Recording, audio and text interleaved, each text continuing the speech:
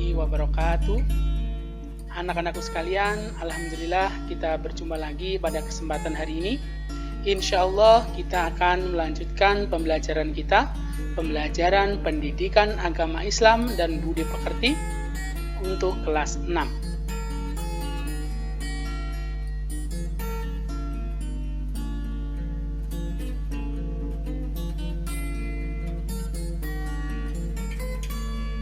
Ya, insya Allah kita akan melanjutkan pembelajaran kita, yaitu pembelajaran 1 mengenai indahnya saling menghormati, yaitu pembahasan mengenai Al-Quran surah Al-Kafirun. Ya, sebelumnya pada pertemuan sebelumnya kita sudah membahas mengenai beberapa hal, yaitu pengetahuan surah Al-Kafirun, asbabun nuzul surah Al-Kafirun, dan juga bagaimana cara membaca dan juga tajwidnya. Ya, insya Allah hari ini kita akan membahas mengenai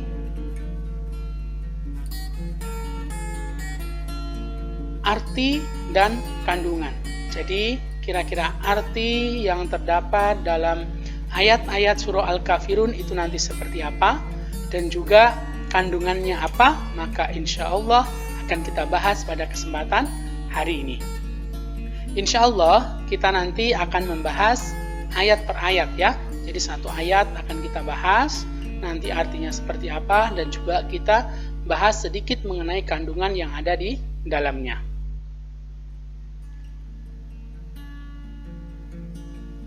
Langsung kita masuk kepada ayat yang pertama.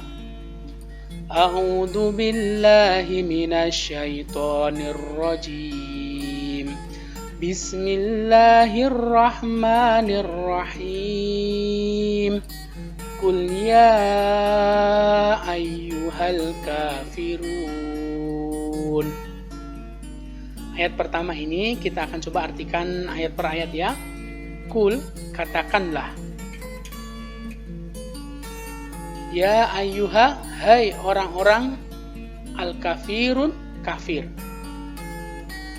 Arti ayat 1 ini adalah katakanlah Muhammad, hai orang-orang kafir. Jadi pada ayat 1 ini adalah perintah Allah kepada Nabi Muhammad untuk berseru atau untuk mengatakan kepada orang-orang kafir, hai orang-orang kafir. Nah, ayat ini adalah perintah yang tegas dari Allah SWT kepada Nabi Muhammad SAW untuk menjawab tawaran orang kafir. Ya, orang kafir yang menawarkan untuk berganti-gantian menyembah Allah dan berhala. Ya, itu kemarin kita sudah membahas asbabun nuzulnya, bagaimana orang-orang kafir itu menawarkan berbagai hal kepada Nabi Muhammad. Contohnya mau dijadikan orang paling kaya, mau dinikahkan dengan wanita yang cantik, bahkan orang kafir menawarkan kepada Nabi Muhammad bahwa nanti akan menyembah Allah setahun. Kemudian Nabi Muhammad juga diminta untuk menyembah Allah, menyembah berhala atau Tuhan orang kafir setahun. Nah, di situ ayat ini diturunkan oleh Allah SWT untuk menjawabnya. Kita masuk ke ayat selanjutnya.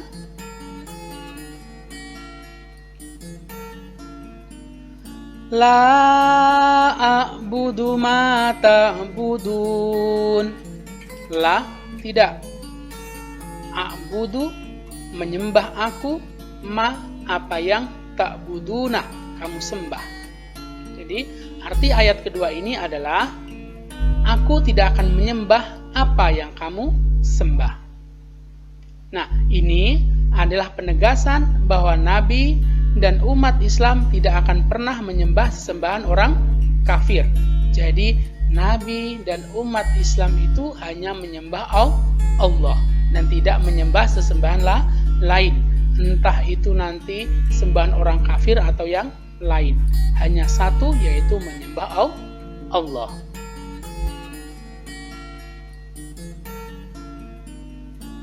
Kemudian di ayat ketiga, wala antum abiduna ma a'bud. Wala dan tidak pula antum kalian atau kamu abiduna menyembah ma'abudu apa yang aku sembah. Nah, arti ayat ketiga ini adalah dan kamu bukan penyembah Tuhan yang aku sembah. Ayat ini menekankan bahwa orang kafir itu tidak akan pernah sepenuhnya menyembah Allah Subhanahu wa taala. Karena memang mereka tidak punya iman sama sekali di hatinya. Jadi mereka ingin mau menyembah Allah, yang awalnya mereka tawarkan ya cuman tawar-menawar saja. Jadi mereka tidak betul-betul punya keinginan dan tidak betul-betul punya iman. Maka di sini penekanan bahwa kamu bukan penyembah Tuhan yang aku sembah. Masuk ke ayat yang keempat.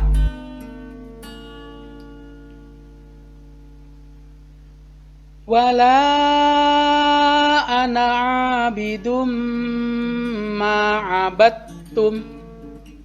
Wala dan tidak pula ana aku ini bisa Nabi Muhammad, bisa juga umat Islam, abidun menyembah ma apa yang abattum kalian sembah. Nah, arti ayat keempat ini adalah dan aku tidak pernah menjadi penyembah apa yang kamu sembah. Ayat ini menekankan bahwa Nabi Muhammad SAW tidak pernah menyembah sesembahan orang kafir meskipun sebelum beliau belum menjadi nabi. Jadi menurut riwayat Rasulullah itu diangkat menjadi nabi umur 40 tahun. Terus kira-kira apa yang dilakukan dari lahir sampai 40 tahun? Apakah Nabi Muhammad menyembah berhala dan yang lain? Ternyata ini jawabannya, Nabi Muhammad tidak pernah menyembah berhala. Jadi Nabi Muhammad selalu mengikuti nabi nenek moyangnya Ibrahim. Jadi tetap dalam agama yang lurus. Nabi Muhammad tidak pernah sekalipun menyembah berhala. Jadi tidak pernah mengikuti kegiatan orang-orang kafir. Ini adalah penekanan Allah mengenai hal ini.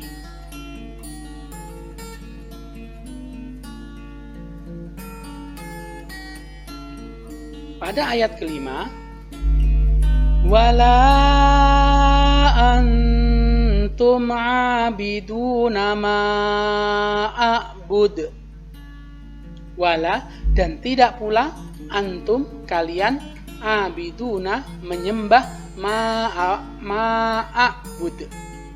apa yang aku sembah. Ini pengulangan pada ayat yang ketiga tadi. Arti ayat kelima ini adalah dan kamu tidak pernah pula menjadi penyembah Tuhan yang aku sembah. Kalau ini penekanan lagi bahwa orang kafir itu tidak pernah menyembah Allah Subhanahu wa taala, Tuhan, Nabi Muhammad dan umat Islam, ya. Bagaimana mau menyembah? Mereka setiap hari, setiap waktu menentang Nabi Muhammad. Maka mereka tidak pernah menyembah dan belum pernah juga menyembah.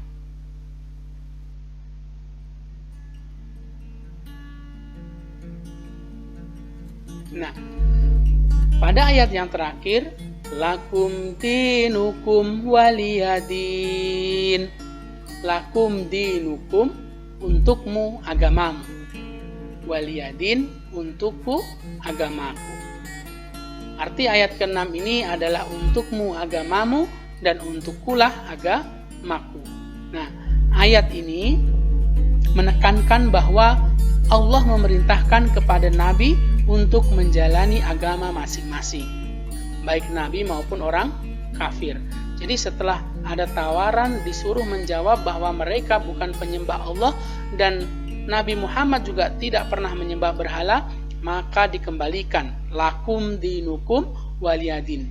Untukmu agamamu, untukku agamaku. Jadi intinya sudah kamu kerjakan saja kekafiranmu. Kami tetap kepada agamaku, yaitu agama Islam. Jadi intinya seperti itu. Jadi agamamu agamamu, agamaku agamaku, ya.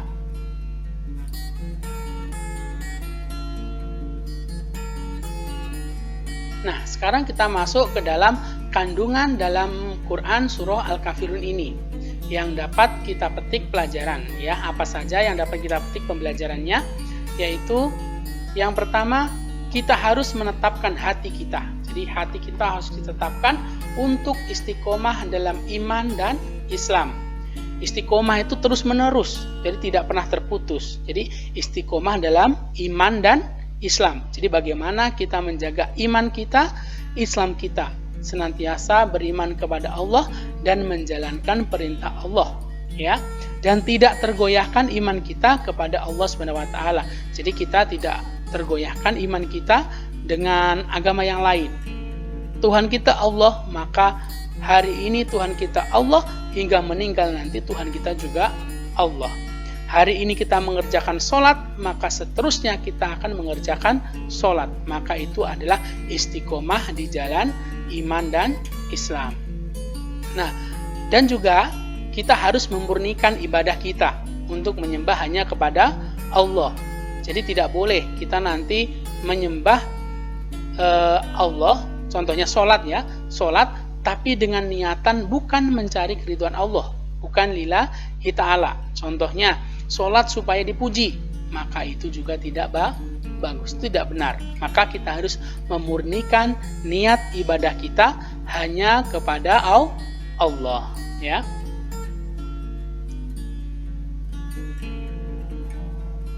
Nah, selanjutnya yang kedua adalah toleransi. Jadi kandungan dalam Quran surah Al-Kafirun ini yang kedua adalah mengenai toleransi. Apa itu toleransi?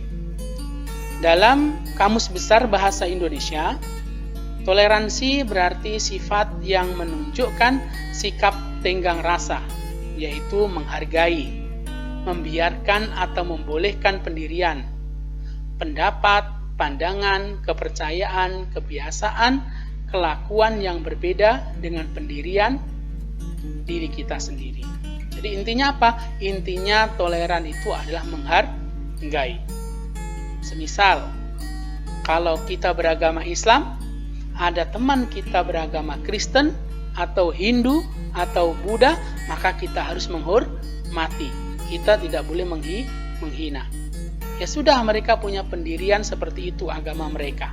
Mereka punya pendapat seperti itu urusan mereka. Jadi kita tidak boleh menyakiti hati mereka dengan tidak menghargai ajaran mereka. Maka itu adalah toleransi. Meskipun kita tahu bahwa ajaran Islamlah yang paling benar, ya, itu adalah toleransi. Jadi di dalam kehidupan kita harus bertoleransi. Nah, toleransi itu juga tidak hanya menyangkut mengenai agama saja. Bisa jadi contohnya ada kebiasaan. Jadi contohnya ada orang yang pagi-pagi itu kebiasaannya sarapan, ya, sarapan pagi. Ada juga yang tidak. Maka bagi yang sarapan pagi tidak boleh menghina atau bagaimanapun mengatakan hal buruk kepada yang sarapan, maupun yang tidak sarapan kepada yang sarapan, dan seterusnya. Itu contoh, ya, contohnya seperti itu. Jadi kita harus menghargai pendapat orang lain, kebiasaan orang lain juga kita hargai, ya. Oke.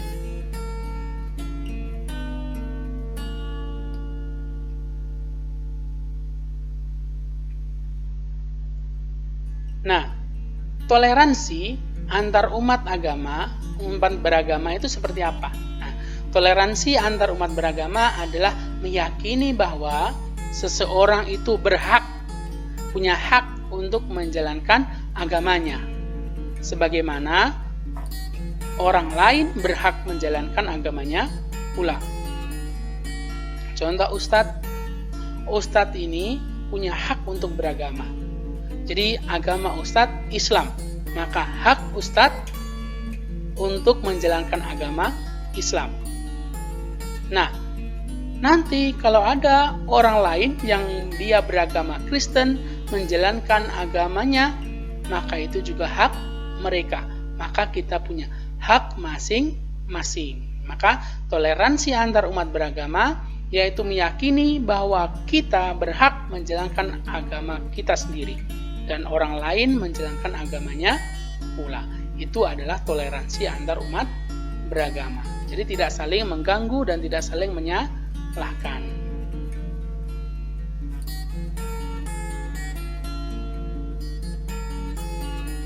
Syarat toleransi beragama, ya. Syarat toleransi beragama berdasarkan surah Al-Kafirun ini. Jadi Ustadz mengambil dari surah Al-Kafirun ini, kira-kira syarat kita boleh bertoleransi dalam beragama itu ada 3 hal. Ya, yang pertama, kita boleh bertoleransi kepada agama lain dengan catatan kita memiliki akidah yang lurus. Jadi akidah lurus, tidak bengkok-bengkok, dan berlepas diri dari ketuhanan dan tata cara ibadah yang dilakukan agama lain. Jadi contohnya, kita sudah beragama Islam, maka Tuhan kita Allah. Maka kita juga harus berlepas diri dengan agama yang lain. Contohnya, agama Kristen menganggap Yesus itu sebagai Tuhan, maka kita berlepas diri, ya. Kita tidak menganggap dia adalah Tuhan. Siapa Tuhan kita? Allah. Maka itu adalah akidah yang lurus. Yang kedua, kita memiliki komitmen bahwa Islam adalah agama yang hak. Yang hak itu artinya yang benar, serta mengakui hak penganut agama lain dalam menjalankan agamanya. Yang nomor 2 ini, kita yakin, ya, bahwa agama Islam adalah agama yang paling benar. Nah, tetapi meskipun kita meyakini bahwa agama kita paling benar, kita tidak boleh menyalahkan agama yang lain. Jadi kita tetap menganggap agama kita benar, agama yang lain salah, tetapi tidak boleh mengumbar hal seperti itu. Contohnya, bagi kita Kristen itu salah, itu bagi kita, ya. Maka kita tidak boleh mengatakan ke di luar atau kepada teman yang agama Kristen, agamamu itu salah, maka itu tidak benar. Maka kita harus memiliki komitmen bahwa Islam adalah agama yang hak, tapi juga harus mengakui hak penganut agama lain, ya. Ini tidak menganggap semua agama benar, ya. Jadi tidak semua agama benar. Jadi agama yang benar, yang hak adalah agama Islam. Tapi meskipun agama lain salah, kita tidak boleh menyalah-nyalahkan. Nah, itu adalah toleransi. Nah, yang ketiga, kita menjalankan ibadah sesuai agama yang dianut dan diyakini. Jadi kalau kita agamanya Islam, ya kita menjalankan ibadah umat Islam seperti sholat, puasa, zakat, dan seterusnya. Maka itu yang kita jalankan. Dan mempersilahkan orang lain untuk beribadah sesuai agama dan keyakinannya, ya. Contohnya orang Kristen nanti beribadah di gereja, ya monggo silahkan kalian beribadah di gereja karena tempat ibadah kalian, tapi kami beribadah di masjid, beribadah menyembah Allah dengan sholat dan seterusnya. Maka seperti itu, ya. Jadi ini syaratnya. Jadi boleh bertoleransi, yang penting akidah kita lurus, memiliki komitmen bahwa Islam agama yang benar dan menjalankan agama menjalankan ibadah sesuai dengan agama yang kita anut. Maka seperti itu syarat toleransi, ya.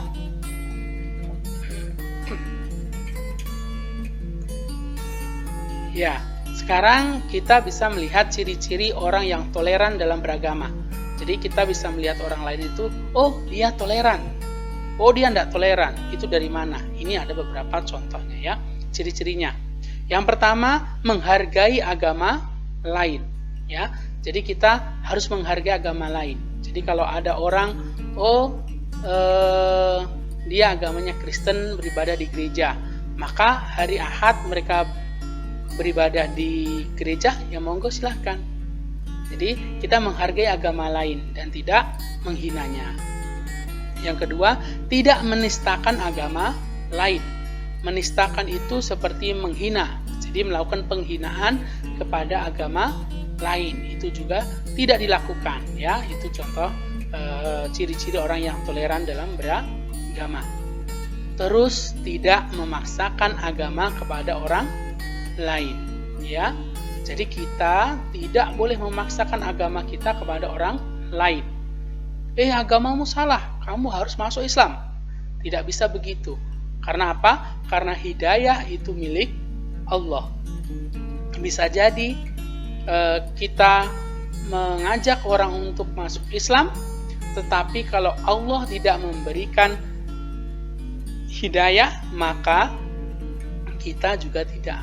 Orang tersebut pasti tidak akan masuk Islam juga. Tapi kalau hidayah Allah itu sudah datang, bahkan orang yang tidak tahu agama sekalipun, ketika dia contohnya ya, pernah banyak di video di YouTube, itu ada orang-orang yang mendengarkan Al-Quran, tiba-tiba menangis. Akhirnya dia mencari tahu, akhirnya masuk Islam. Itu banyak. Jadi Islam itu adalah hidayah. Jadi hidayah dari Allah. Kita tidak bisa memaksakan. Ya. Jadi ciri-cirinya itu ada 3. Yang pertama, menghargai agama lain. Yang kedua, tidak menistakan agama lain. Dan yang ketiga, tidak memaksakan agama kepada orang lain.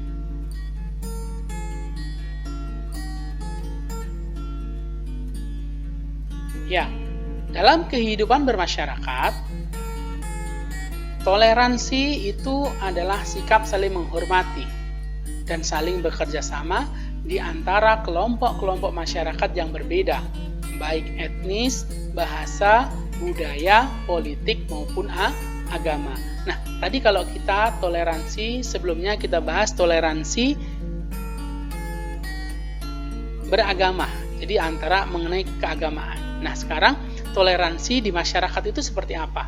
Jadi, dalam kehidupan bermasyarakat, toleransi itu sikap saling menghormati dan saling bekerja sama. Kita sebagai rakyat Indonesia itu mempunyai 17.000 pulau ya yang tersebar. Dan ada sekian ratus suku, bahasa dan lain sebagainya. Agama ada 6 dan seterusnya. Maka kita warga Indonesia adalah majemuk, berbeda-beda. Tetapi ada satu yang menyatukan kita, yaitu Indonesia. Maka kita sesama warga Indonesia harus bekerja sama, ya, harus menghormati dan bekerja sama. Untuk apa? Untuk memajukan Indonesia. Contoh semisal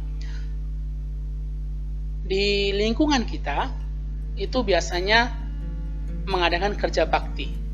Maka ketika kerja bakti itu nanti entah orang dari Papua, dari Jawa, dari Sulawesi, asli Kalimantan, dari Sumatera, mereka yang berkumpul di satu lingkungan itu akan bekerja sama untuk menyelesaikan ya kerja bakti bersama-sama. Tidak peduli, kamu orang Jawa, kamu ngerjakan, tidak usah ikut kerja bakti ini, kamu bukan kelompokku contohnya. Tidak seperti itu, tapi semuanya bekerja sama. Jadi dalam kehidupan masyarakat, kita sebagai warga negara Indonesia, meskipun kita berbeda etnis, bahasa kita berbeda, budaya kita berbeda, tapi kita tetap satu. Jadi kita harus bekerja sama untuk kesatuan Indonesia, ya. Persatuan dan kesatuan harus kita jaga.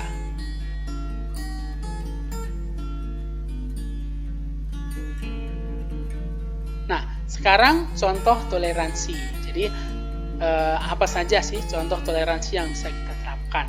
Jadi di keseharian kita, bagaimana saya mau bertoleransi? Bagaimana contohnya? Contohnya yang pertama, yaitu kita menghormati pendapat orang lain. Jadi contohnya dalam sebuah rapat kita ingin mencari solusi mengenai menjaga kebersihan kelas contohnya ya. Terus ada usulan, bagaimana kalau adakan piket? Piketnya bagaimana? Ya digilir. Ada lagi yang usul. Bagaimana kalau pulang sekolah semua bersih-bersih? Dan seterusnya. Maka pendapat orang lain harus kita hormati meskipun kita tidak cocok dengan pendapat orang tersebut ya. Jadi meskipun kita tidak sesuai, tapi harus kita hormati. Itu adalah pendapat orang lain. Terus yang kedua, tidak mengganggu orang yang sedang beribadah. Ya, kita tidak boleh mengganggu orang yang sedang beribadah. Kita sesama umat Islam. Ada orang sholat, tidak boleh kita ganggu. Ya, ada orang sholat, kita lewat depannya, diganggu, ditertawakan, tidak boleh. Itu berdosa besar sekali. Terus, kalau ada orang Kristen yang beribadah, ya apalagi tidak boleh diganggu juga.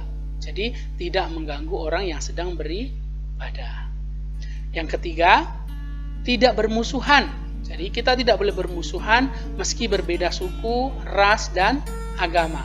Jadi meskipun kita berbeda suku Jawa, suku Makassar, terus Dayak, Sulawesi, seterusnya, itu meskipun berbeda tetapi tidak boleh bermusuhan. Ya, kita semua sama sebagai warga negara Indonesia dan juga sebagai manusia ciptaan Allah, maka kita tidak boleh bermusuhan, harus menjalin kedamaian.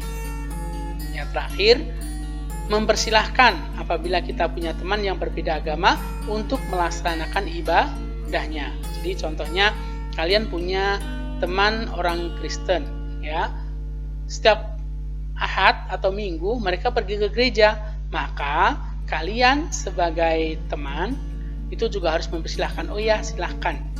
Silahkan apa? Silahkan untuk beribadah. Jadi kalau main ya nanti, mungkin sore baru datang ke rumahnya bermain. Tapi waktu mereka beribadah ya kita persilahkan, tidak boleh mengganggu. Ya, mungkin itu anak-anakku.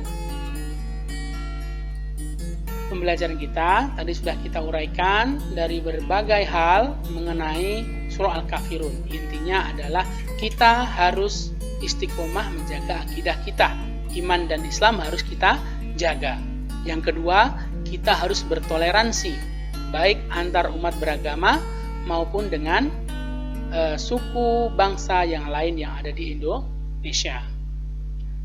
Ya, ini keragaman kita. Kita mempunyai banyak pulau, agama, suku, dan bangsa. Maka mari kita jaga negeri kita dengan toleransi. Ya, mungkin itu saja yang dapat Ustadz sampaikan. Terima kasih. Apabila ada salah-salah Ustadz menyampaikan, Ustadz mohon maaf. Kebenaran itu hanya milik Allah. Apabila ada salah, maka itu dari kekurangan pengetahuan Ustadz sendiri. Oke, jangan lupa nanti belajar anak-anakku. Nanti kalau ada tugas, dikerjakan tugasnya, jangan lupa nanti dibaca buku paketnya atau modulnya. Nanti tugasnya juga mengerjakan soal-soal yang ada di buku paket. Oke, saya ulang lagi, terima kasih atas waktunya sudah menyaksikan video ini dari awal hingga akhir. Wallahu muwaffiq ila aqwamit thoriq. Wassalamualaikum warahmatullahi wabarakatuh.